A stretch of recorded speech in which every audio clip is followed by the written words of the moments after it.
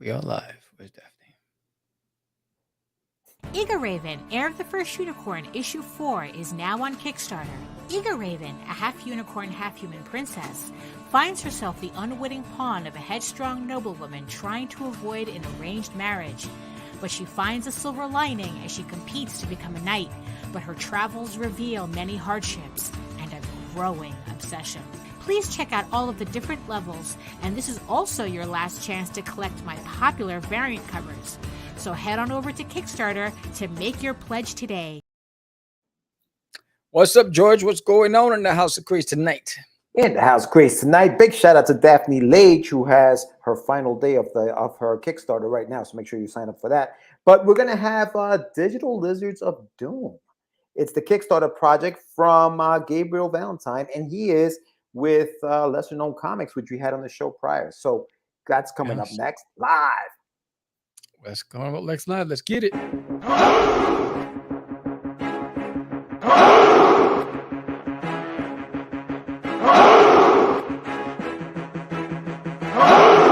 We are the only show for independents all around, giving you a platform to spread your word all over town. Cast the Craze is the place to promote to your fans with the dream of Medina and Sam the Crazy Man. Subscribe to our show and never miss an episode. It's time to get your mans, listen to us on the go. Updated every week, we never miss a day. Join the squad, come on in. It's time to catch the Craze. If you are an independent, catch the Craze. Making moves on your own, catch the Craze. On your grind in the streets, catch the Craze. Join the movement, catch the Craze.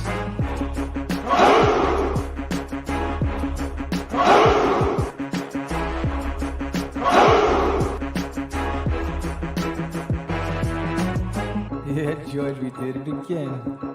Come on now. You know you want to do it. Catch the Craze.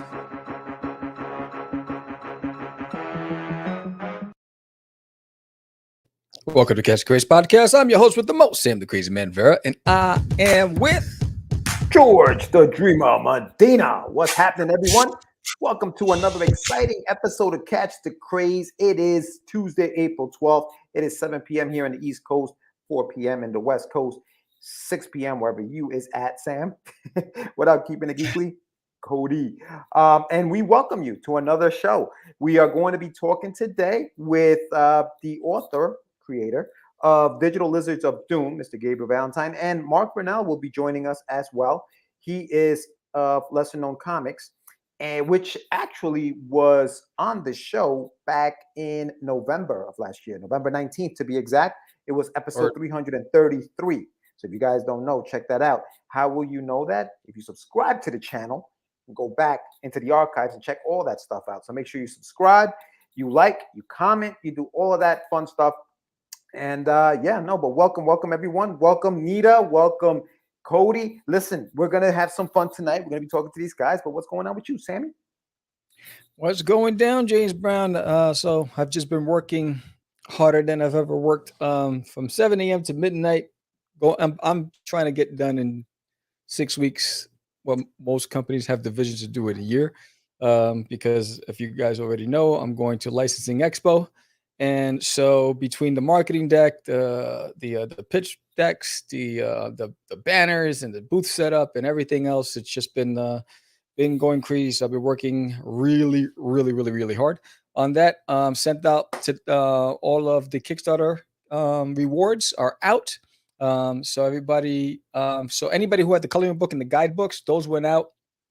Was it yesterday? Did I talk to you? Was I at the post office?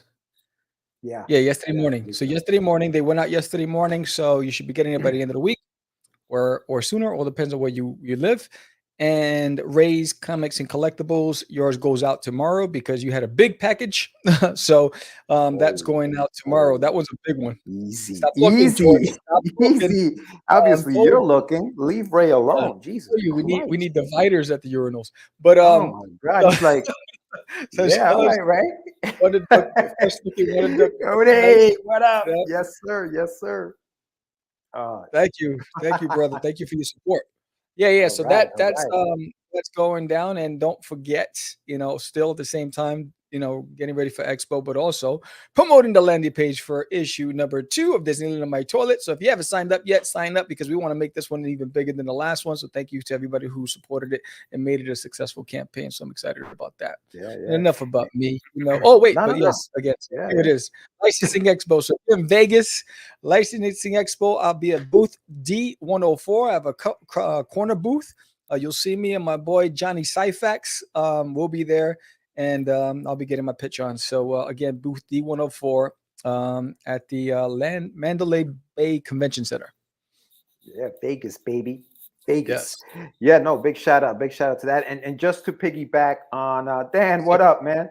Just to piggyback on what Sam was saying about Disneyland in My Toilet. If you guys have already received some of the swag, please send over some images, feedback. Let Sam know what you thought of the story. Word.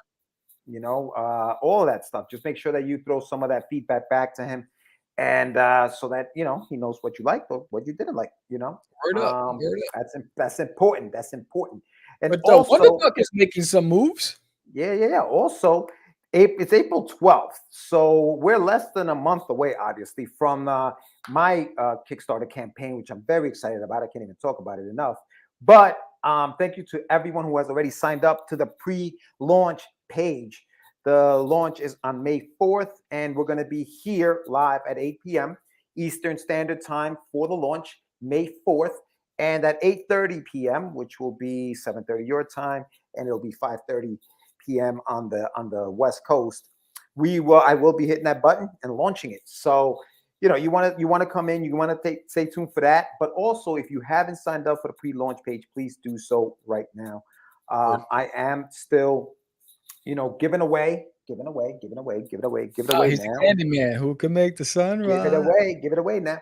We have a PDF of Wonderduck that I am giving away to all those who sign up for the pre-launch page. So before the campaign even goes live, I am sending you guys this bad boy in the form of a PDF. Now, which means please donate funds. If you do happen to pledge to the campaign,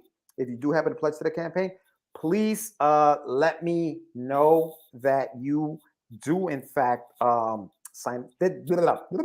did in fact sign up, so that I have your information, so that when you do pledge, if you decide to pledge, I can send you a printed copy of that bad boy, nice little card stock. I can send you a print of that. You can do this to it, as I've done with it. I haven't hung it up, but I've done this to it already.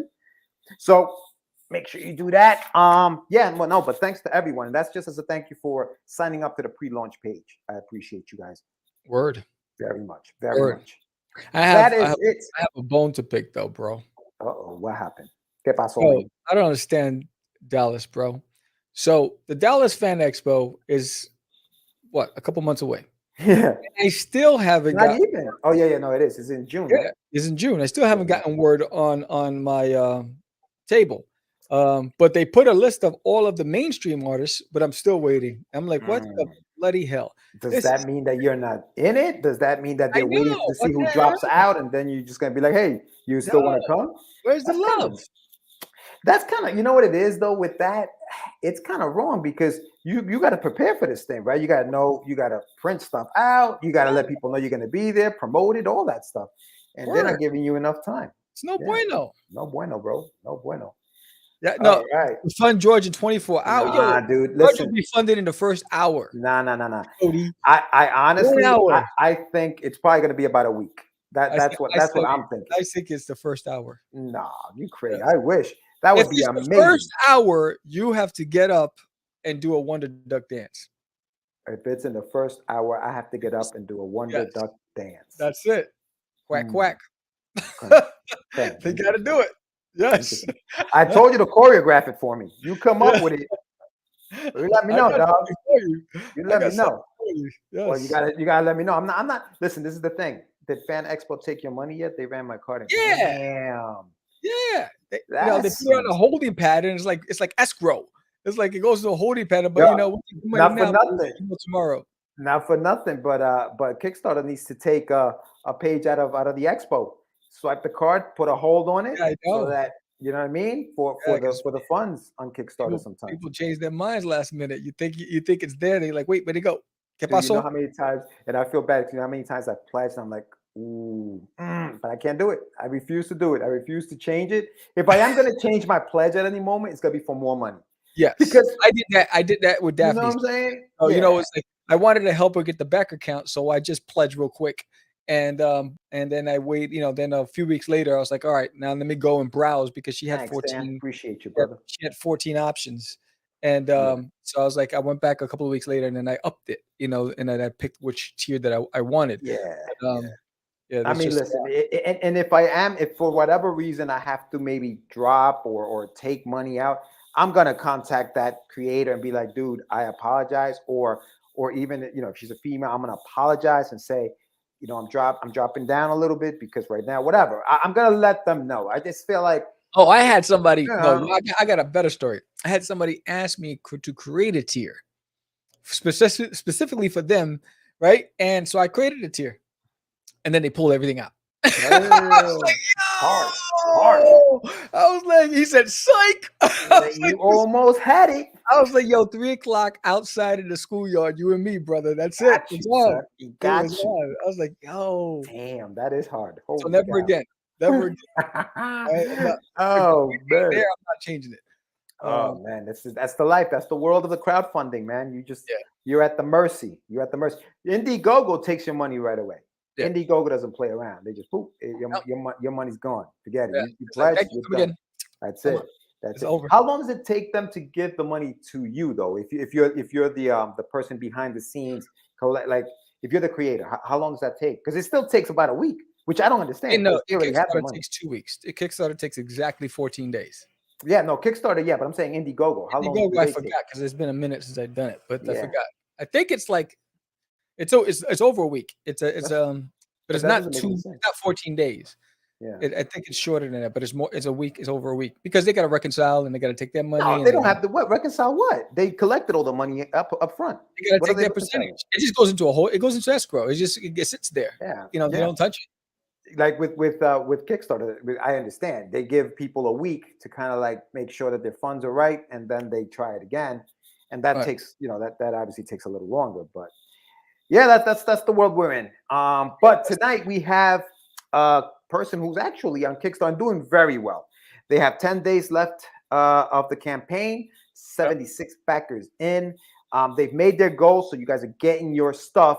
And at this point, I'm thinking maybe we're going into some stretch goals. I don't know, but it's Digital Lizards of Doom Level 3, Dana Deathly. And the guest that will be coming on in a few minutes, Mark Bernal is one of them. He is actually part of Lesser Known Comics, who's the publisher, I believe. And we'll straighten that out, of Digital Lizards of Doom. Word. And so the book is coming out through them. But this book looks fun. It looks really, really cool. Can't wait for you guys to check it out. Yeah. So that's coming up in just a few minutes, man. Yeah, but if you haven't done so already, please subscribe, like, share, tell a friend.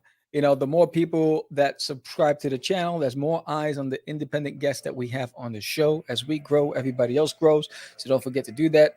We appreciate every single one of you. The Crazy Channel Less will be back next Monday. Unfortunately, I had deadlines to meet and I could not fit it into my agenda, but it will be back next Monday. So for anybody who missed that episode, my bad.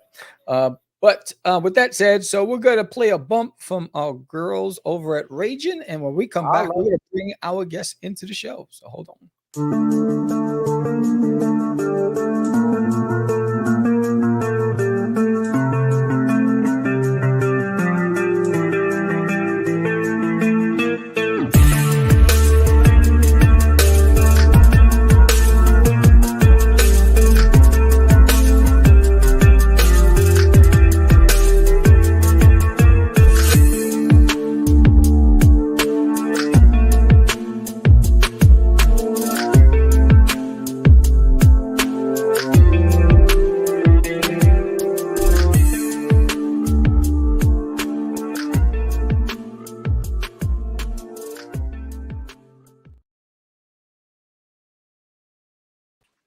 All right, time to welcome our guests, Mark Brunel and Gabriel Valentine.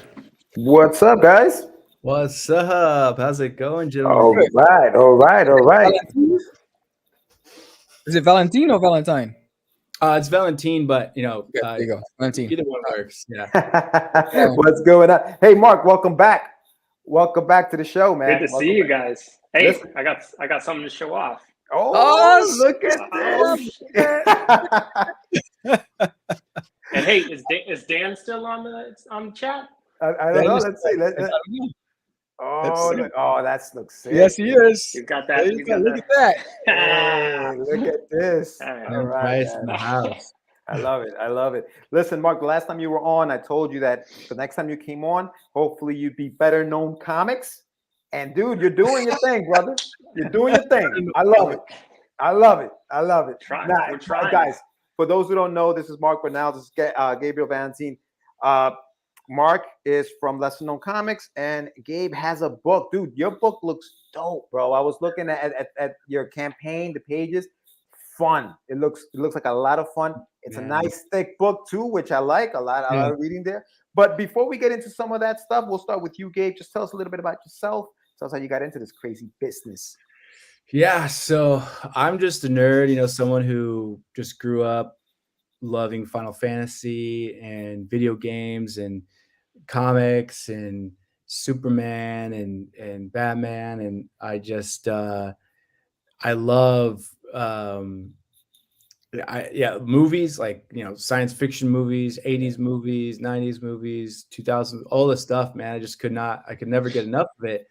And so as I was headed out of high school and getting into my adult life, there's a lot of pressure to pick a career and do all this stuff, and I just wasn't really passionate about anything. My dad is in that's right, Final Fantasy, dude. My dad, there was just a lot of pressure to get into engineering or get into the military or whatever, and I just my family did that kind of stuff, and I just wasn't really for me. And so I wasn't good at drawing, so I felt like I couldn't get into comics like I wanted to, but then I realized that for some reason I never got the memo that you can write stories. You don't have to draw the stories. And so I wrote a bunch of different stories and eventually landed on Digital Lizards of Doom. And at the time I didn't have enough money to finance the books, so I created a musical element that would basically be as like a loss leader for the books, like a sort of promotional marketing tool that I would get people interested in the Digital Lizards of Doom universe. And then eventually when the books came out, they would kind of be primed, for lack of a better word, to accept how crazy the story was. So that's why we have so much music available online. If you guys go to Digital Lizards of Doom, type it in on Spotify, Apple Music, Google, whatever, you'll find a whole bunch of songs, and the songs are all references to these different adventures and characters. So that's what I did for years until I got picked up by a different publisher. And then the first book came out. Thanks, brother. Appreciate that. And the first book came out, and then we moved over to Lesser Known Comics, which is my home now, and finally on a solid publisher, and it's just great. It's just awesome. So that's the short version.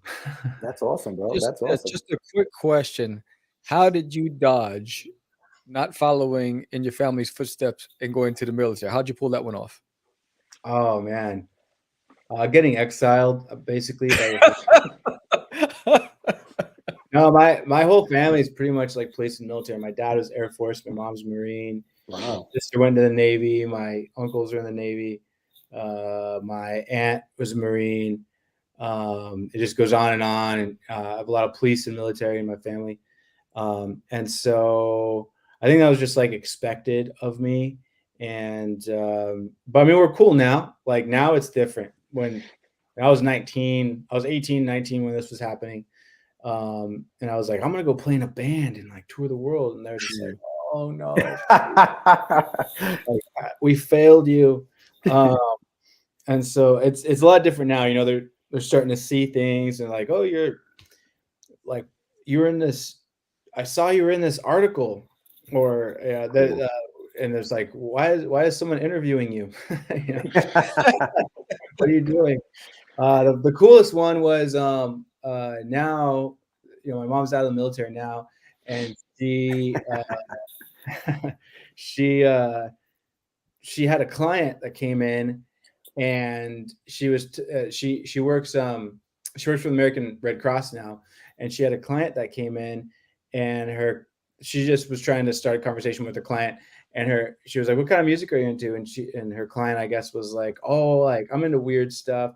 She's like, what kind of stuff? And she's like, oh, I'm into this band called Digital Lizards of Doom. Get the hell out of here. That was the moment where she was like, what? Like, she was like, wait, like that's funny. That's the name of my son's band. Like she couldn't even like make the. She's like, that's amazing. That must be a thing the kids are saying these days.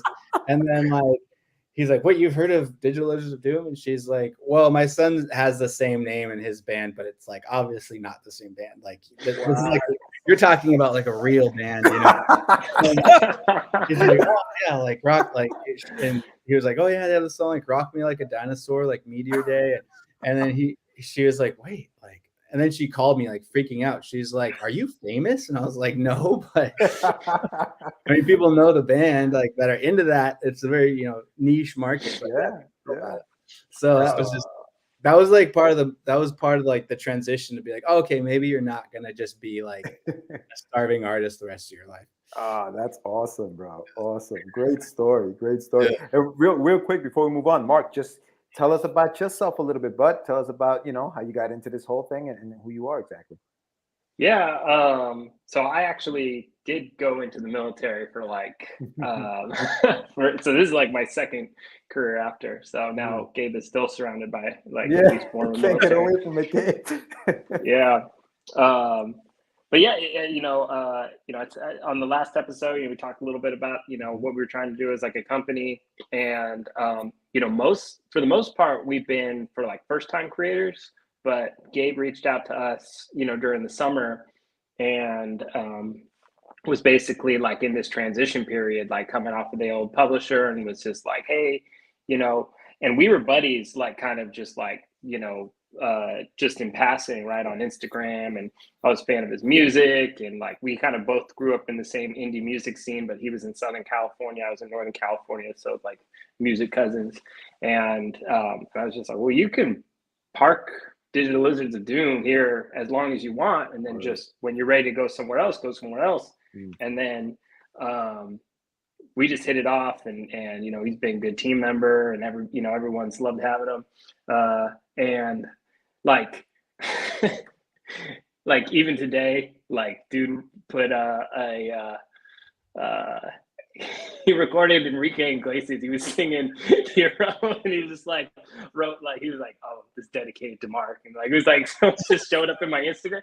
Like, all right, let's roll with it. That's amazing. I should have expected because like I knew we would be cool when we were first posting like Digital Lizard Doom coming to Lesser Known. He was like, oh, I meant to use the sticker that said best friend, you know, but it said I'd use the one that said boyfriend on accident. But I'm gonna just leave it up there. And I was like, oh man, you know, like, oh, that's amazing, dude. That's amazing, bro. Oh, great. What you know about Enrique Iglesias, bro? You know about Enrique, huh? Oh, dude, I love Enrique. What about his dad, Julio, though? What about his dad, OG Julio Iglesias? Oh, dude, I don't know too much about Julio. I only know that one song. That one big. Oh man, what's the name of that song? God dang it, I can't remember the name of that song. But he was huge, bro. He was huge. Yeah, he was he was the real deal. Yeah. So how it started is someone. I posted, I'm doing a little live thing tomorrow, and I posted, hey, let me know what kind of D-Lud songs, Digital Lizards of Doom songs you guys will hear tomorrow. And then someone was like, it's not a D-Lud song, but I want to hear Hero by Enrique Iglesias. And so I feel it was just a love song, and I was in the moment, and then I was like recording it, and it was just such a tiny little thing. And I was like, I'm just going to dedicate this one to Mark. And I love it. That's freaking awesome, man. I've gotten so many comments on it too. Like, Mark, I didn't even tell you this, but because we talked like real quick before the episode, but like so many people are like, "Who's Mark? Are you like dating Mark?" I know my wife's wondering. My wife's like, "What?" There's something you want to tell me, Mark? That's hilarious. That is great, man. That is great. But Gabe, so tell us a little bit about digital Lizards of Doom. It's a great freaking title, dude. Like, Thank you, man. where did the idea come from, bro? Like, how did that start? Yeah, so I've always been not always, I guess, like since high school era, I've had this obsession with like multiple universes and like trickster mythology, like Norse mythology, like Loki. I'm not talking Marvel. I'm talking about like the actual like Loki. Right. Like you read like these Loki stories are so cool. He could change someone's reality, and he could take an elderly person and make them feel like they were a kid again and live an entire lifetime, and then drop them back off in the moment that he left them, and they would have all this life experience. They wouldn't even remember their family and stuff. It would be this crazy thing. And I just thought that was so cool. And so I was like, what if there was like this demon type character who ended up becoming Pineapple Pete, this pineapple demon who trapped an entire universe of characters inside. There he is. There he is.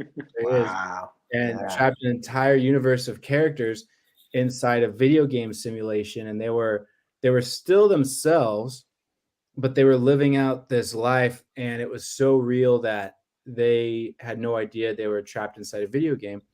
And that concept just evolved into so many different things. And then as the characters, I focus on character development more than anything. Yeah. So as I got the characters locked in, even before the main story evolved, it was like as these new challenges were introduced into the story, the characters just kind of reacted on their own. So it kind of started writing itself at a certain point, which I thought was really cool, because I was like, this thing happens now in the story I want to tell, but then I would kind of change the direction, because I was like, Dana Deathley wouldn't respond this way. She would respond this way. Fat Cat Rogers, if he was approached with this option, he would definitely take it, even if it was to screw someone over, because he's a pirate. That's his character.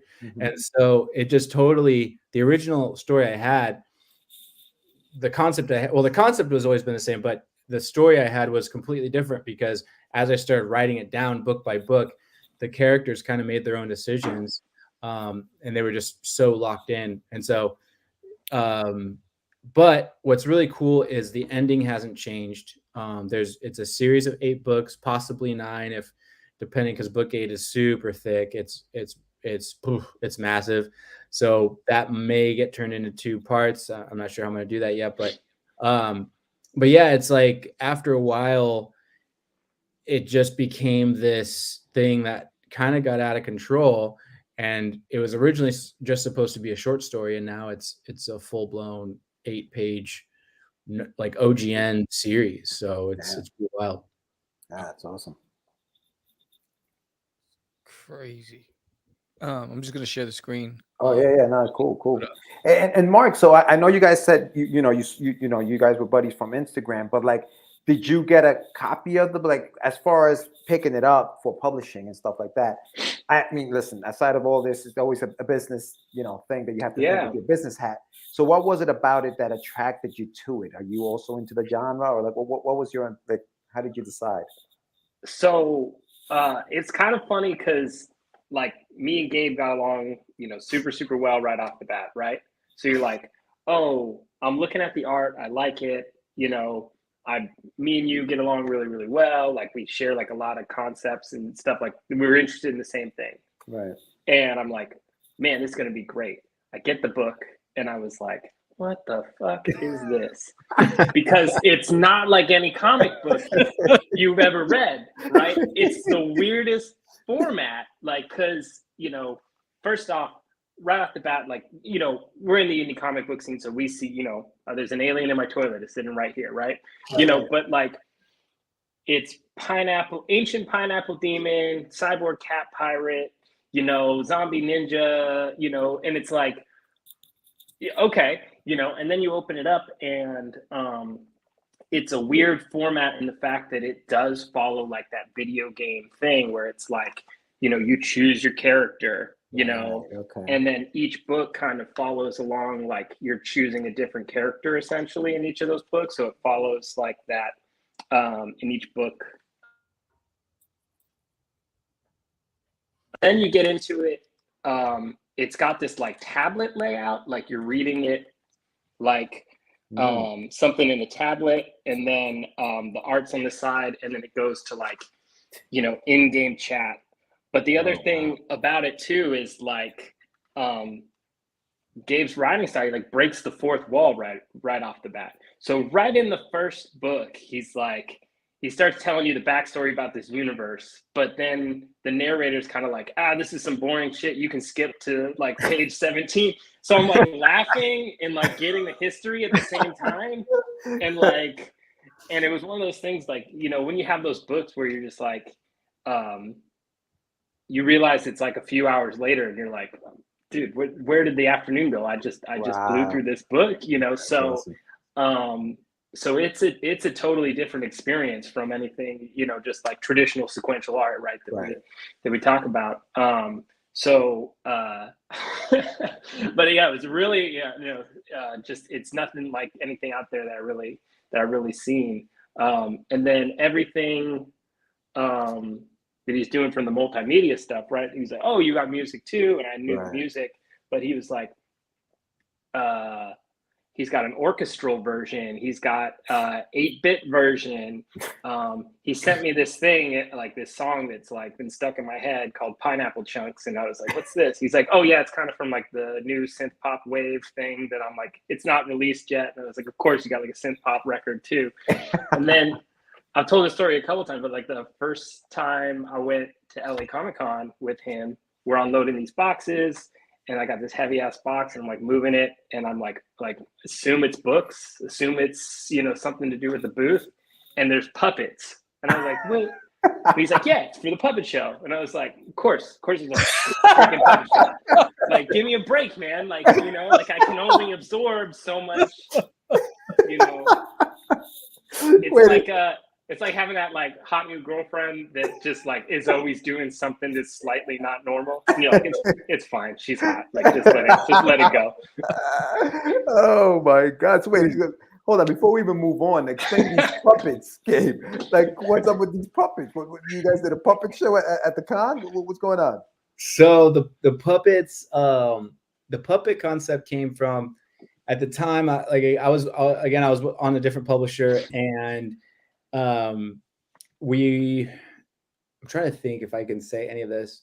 There was a potential movie deal in the works, and I'm a very proactive person, and so I went ahead and I was executive producer and producer for this project, and so we started shop listing the movie. We found locations, we had a script for the movie, we were starting to contact actors, and so we needed part of the movie was basically about this kid who runs a podcast called Digital Lizards of Doom, and then he invites his parents in for an episode. He wants to interview them, and as he's interviewing them, it's all about your imagination, and he convinces them to use their imagination, and as they use their imagination, the characters become real, and the movie continues with they start to realize like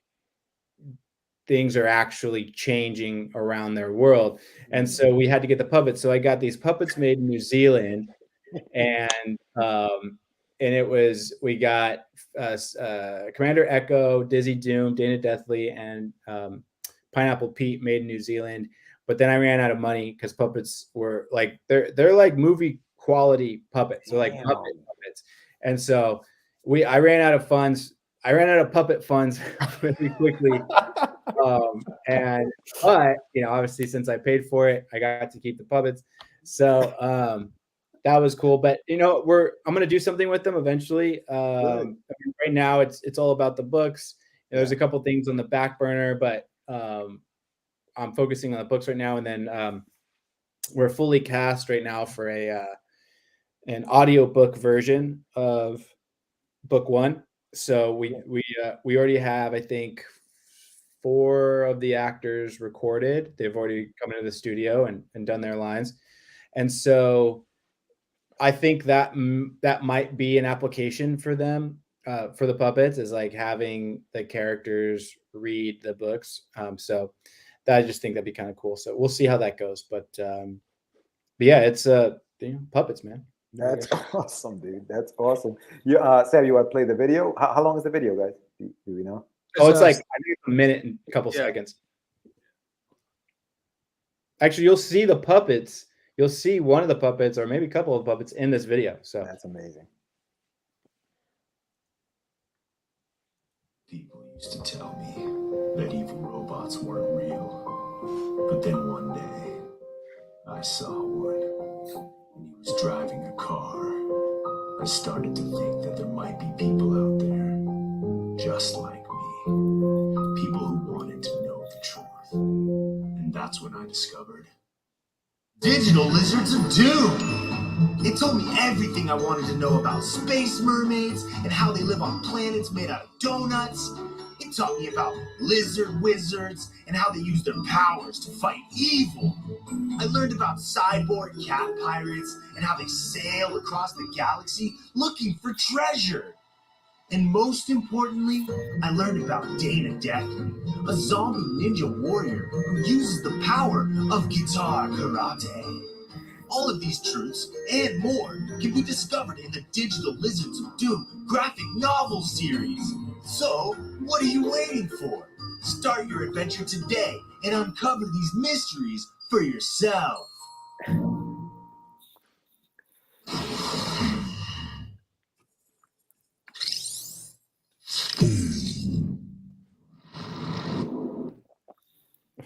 That's dope. That's dope, bro.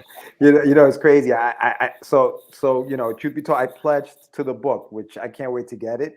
But I never watched the video, bro. And it's like something I'm like, how many people actually watched the video? But I should have watched it. This thing is amazing, dude. Good stuff, bro. Thank you, bro. Thank you so much. Yeah.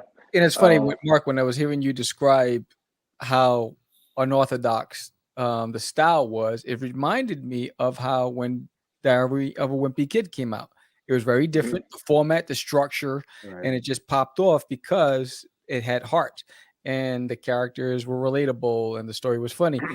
So when you were talking about it, I went straight there. So I mean, just based on what I'm seeing and what we've learned today, I mean, I can see why there's an attraction to your brand. Yeah, dude. So thanks, man. Gabe, the idea of doing it the way you did it, I mean, obviously, like all the different things, the world, that the way you make us travel through it, where did that come from? I mean, I know you said you were into comics and stuff like that. This is something completely different than what we normally see in comics.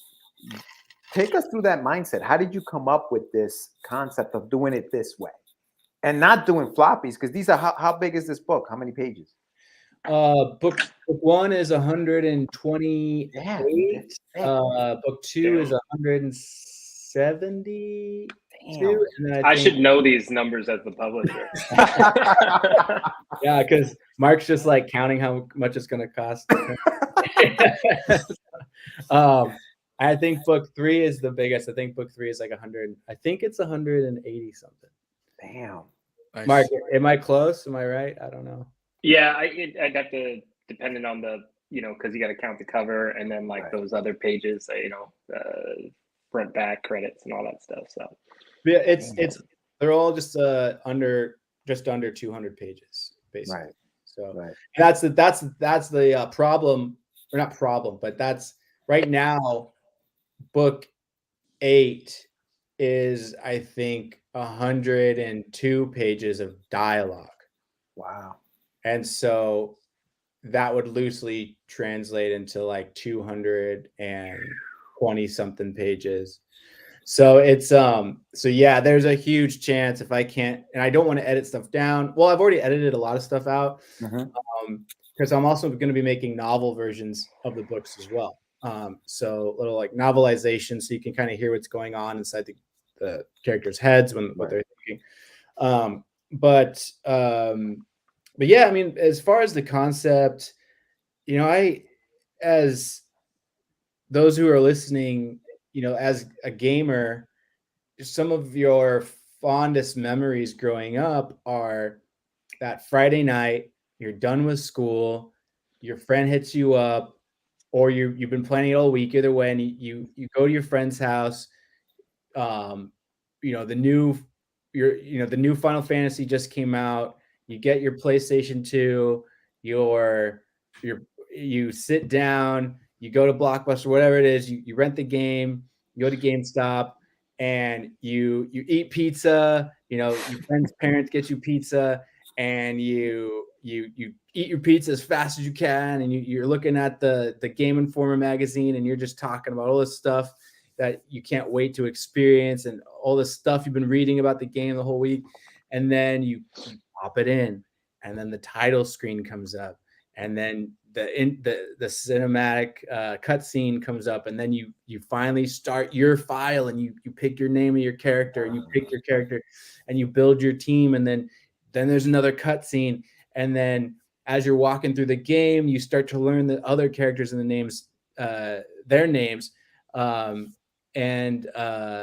it's just so like that feeling. I just wanted to capture that. That's awesome. And I couldn't do it with a game, you know, not even just financially, just also when you're playing a game, you're playing that game. That game doesn't capture that feeling, that it's because you're living it, right?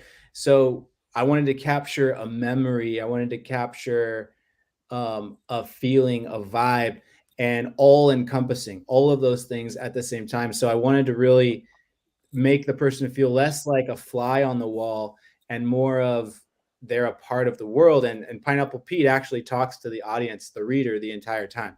So whether you want to be or not, if you're reading this book, you are actually a character inside the book itself, which is also something, not really a spoiler, that will come into play in the final book, which is really cool.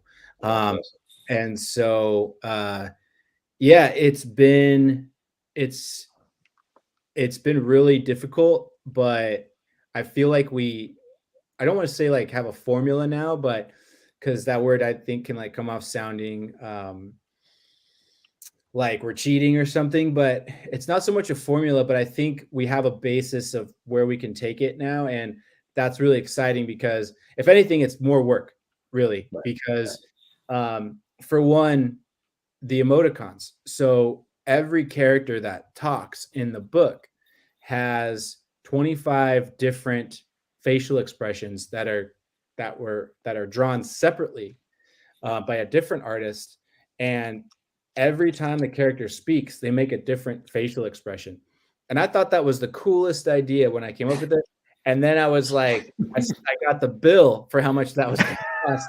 I'm like, oh my gosh, I'm an idiot. Like, why did I think this is a good idea? I should have done like 3 faces, like a sad one, a happy one, and like an angry one.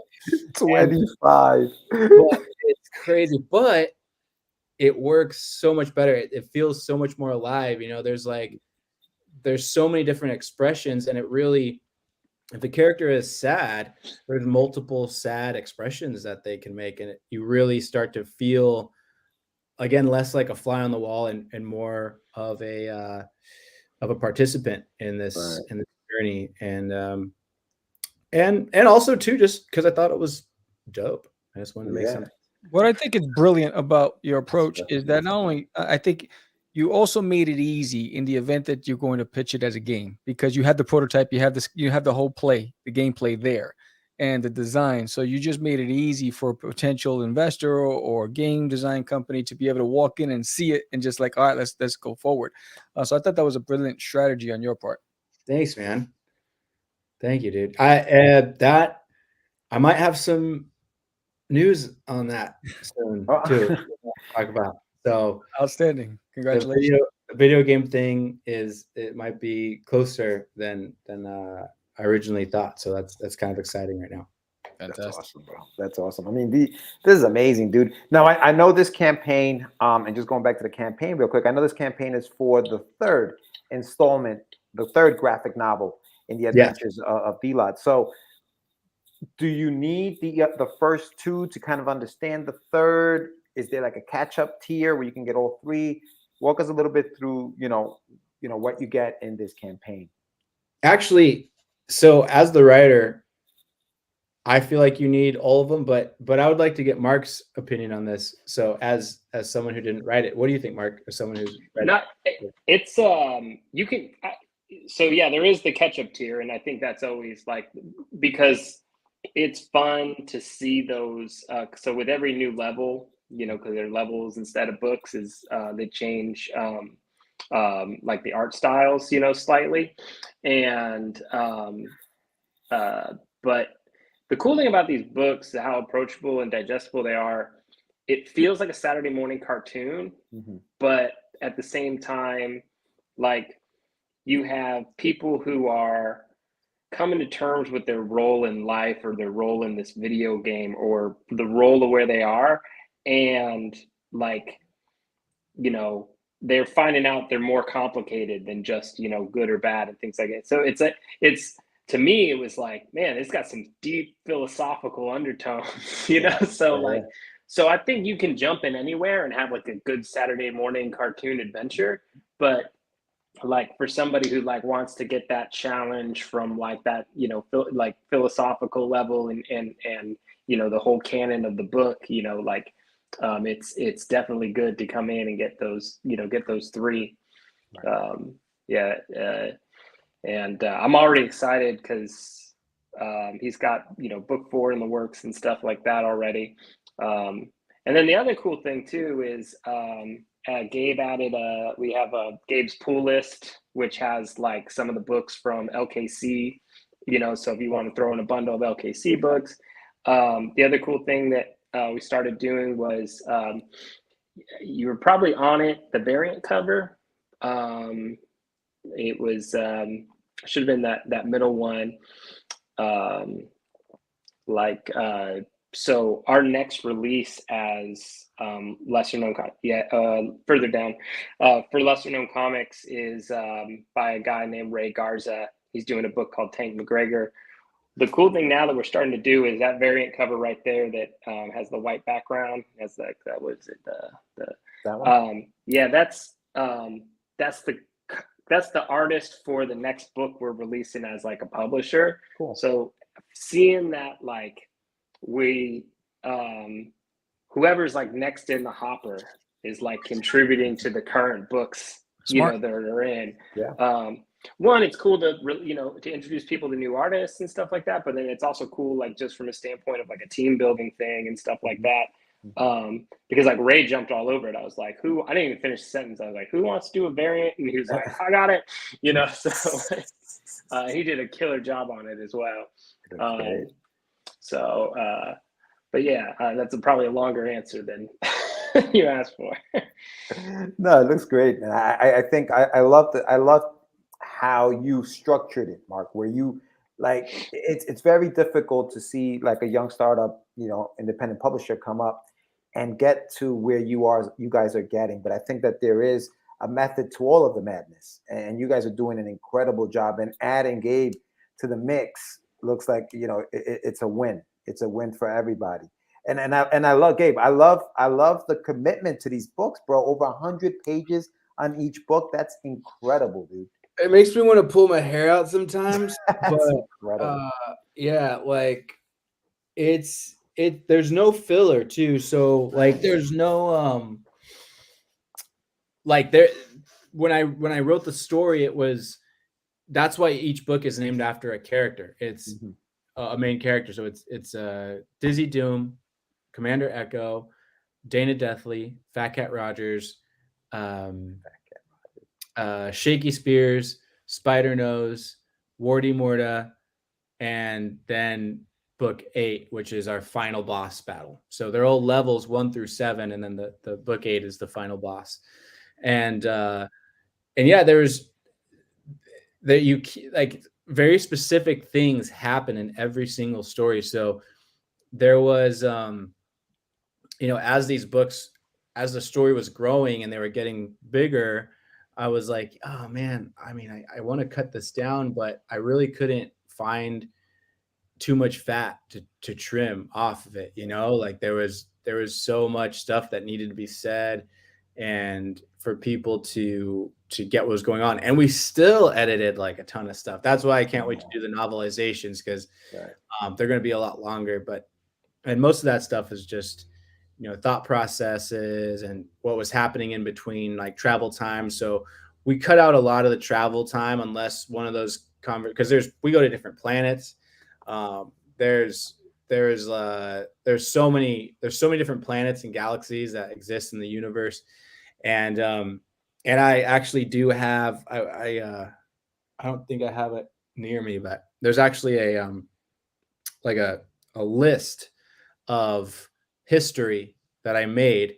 So I made my own Bible, my own history book in a sense, of when characters were born, what house they come from, like what their lineage is, what planet they were born on, what they down to what they eat, all of that stuff, because even the creatures that exist in the universe, what planets they come from, all these different types of things. And when I was making it, I was doing it just mainly because I'm a huge nerd, but then also I'm glad I did it, because book 4, which I gotta say was probably one of the hardest books I've ever had to write. Really?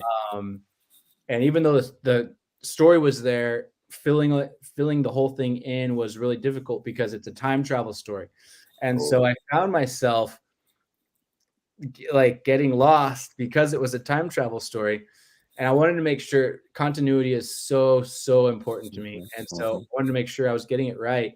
And I went back to my own encyclopedia, and I was like looking at these dates and being like, okay, cool. So that person wasn't born yet. So these people wouldn't, these people in this town wouldn't know who that is yet.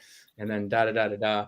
And I'm glad I did that. But yeah, I just talked about this on a podcast, like a week ago, and I added up the years, and there's 28,000 years of history before book 1 starts. Damn. Oh wow.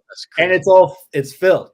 It's not like there's no missing. There's like each age has a story inside of it. So there's I don't know, countless books there too, and hopefully we can explore that later. But right now it's just about this main book series. So no, definitely. Listen, we definitely would have to have you back on the show just to deep dive into just your creative process, because that fascinates me, man. The fact that you have thought of all these things prior to even putting anything on paper, that's the way to do it. And like I said, I commend you for it. So we're definitely gonna have to talk about that. For those watching, make sure that you go to Kickstarter and you type in Digital Lizards of Doom. Obviously, it's going to be in the show notes. The link is there. Make sure you support the book. It's 10 days to go. We're definitely going to have to have you back. Mark, you're always welcome. You are, my man. I'm happy with everything you're doing. It's amazing. But I do want to say one thing. One of the reasons why we do this is because we want to spotlight independence. And there are, once in a while, we have someone on the show that really has their finger on the nerve, and like is moving in a way that's going to attract eyes. And I think that's what you're doing. And I think you created your own path, your own niche, and I think I think the stars are going to align in your favor. So keep doing what you're doing. It's very exciting to see what you're doing. It's very inspiring, especially for someone like me who's been in the game for a minute. When I see someone like you coming from left, I'm like, oh, look at this guy right here. So now, so my eyes are there. So kudos to you. Great job. And much success with what you guys are doing. Thank you so much, man. Well, you guys know, you guys are creators yourselves, and it's not easy. There's a lot of dark days. There's a lot of doors. Like for me, I had to get I don't know if you guys listen to like Gary Vee or anybody like that. Oh yeah, Gary Vee's he was super instrumental because I had to get used to rejection, and that was a really hard thing. I had to get used to nobody like wanted to work with D-Lod or to pick up the book or anything like that. It was so hard. And even before the book was a physical thing, it was just a concept idea. And I've saved all these emails, but I have crazy emails from people like your singing voice is terrible, your guitar playing is terrible, no, you shouldn't make music, your writing is amateur at best, like all this crazy stuff. Yeah. And I had to just block it out and keep going. And it's crazy now that one of the people who I actually just mentioned hit me up recently. They wanted to collaborate on a project, and that's crazy. Isn't that interesting? It's weird, man. Yeah, it's really weird. So yeah, man. Hey, keep doing it, man. Keep doing it. That's all it is, and not giving up. But you guys have been amazing. Thank you so much for coming on. Big shout out to Mark Torres, who says he loves anybody with name Mark. It's been in his book. So big shout out to you, brother. But yeah, guys, thank you so much. And yes. You want to give us your quick social handles where people can find you before we let you go? We'll start with you, Gabe. Yeah, mine are, if it's Instagram, Digital Lizards of Doom, all one word. Hit me up. I'll send you some free stuff. And then everything else is just at D-Lod World. So dlodworld.com, Twitter, at D-Lod World. What else is there? There's something else in this. Facebook, D-Lod World, all that stuff. So cool. But yeah, hit me up, join the mailing list. You get a bunch of free music for signing up on our mailing list. It just gets sent to your email right away. And check us out on Spotify and Apple Music and Google too. Just type in Digital Lizards of Doom. We have, it doesn't matter what genre of music you're into. We have a genre for you. Awesome. We have metal, pop, hip hop, classical, Eastern European, rock. It's all there. Blues. Yeah. So come and check it out. It's wild. Awesome. And Mark? Yeah, lesserknowncomics.com, and Instagram's always the best, at lesserknowncomics. Yeah, just keep up with anything. And then I appreciate what you guys do. It's a community, right? And it is hard to keep going. There's some tough days when it comes to making comics. And so what you guys do to help other artists and to support each other and stuff like that, I just can't say thank you enough. And I'd say to anybody out there who's in the scene as well, reach out, especially if you just need a buddy in the scene. We got a whole crew of folks like Gabe that are just the nicest people in the world. So definitely don't be a stranger. Awesome. Thank you guys for being on the show, and much success to both of you. Thank you, man. Peace, guys. All right. And so that was this episode of Catch the Craze. Join us in 3 minutes as we're going to be back with Robert Garcia talking about his book. With that said, I'm saying the Crazy Man Vera. George, the Dreamer Medina. Peace. It's just easy. It's not. Crazy. Acquiesce. No, I was talking about my friend Acquiesce. I met him. Say my name, right? This is what you were thinking? Oh, my God. He described me. He said, I'm the What? Catch the Craze. You're listening to Catch the Craze. You're listening to Catch the Craze. You are listening to Catch the Craze on Catch the Craze. You're listening to Catch the Craze.